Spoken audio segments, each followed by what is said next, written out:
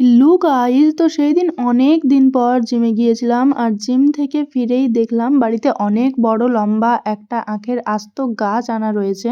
আসলে সেই দিন ছিল উত্থান একাদশী আর আমার মামা বাড়িতে উত্থান একাদশীর পুজোটা মোটামুটি বেশ ভালোই হয়, তাই আখটা আমরা বাড়ি থেকেই নিয়ে গিয়েছিলাম। আর দেখো এখানে কিন্তু অলরেডি পুজো স্টার্ট হয়ে গিয়েছে। দেখলেই তো আমার মা প্রথমেই মালাটা গেঁথে দিল আর এখানে ঠাকুরকে পঞ্চগব্য দিয়ে স্নান করিয়ে ভালোভাবে মুছিয়ে তারপর কিন্তু আখের ওপরে তোলা হচ্ছে। আর এইটাই হচ্ছে ঠাকুর। যাই হোক, এই পুজোটারও যে এত নিয়ম কানুন হয় সেটা তো এর আগে আমি জানতামই না। তোমরা এখন ঠিক যেভাবে আরতির প্রদীপটাকে ধীরে ধীরে আখের ওপরে উঠতে দেখলে, ঠিক এইভাবেই কিন্তু ঠাকুরকেও তোলা হয়েছিল। আর তারপর সবাই এই জায়গাটাকে গোল করে ঘিরে ঘুরছিল। আর এই দেখো এইভাবে ধাপে ধাপে কিন্তু ঠাকুরকে নামানো হয়েছিল।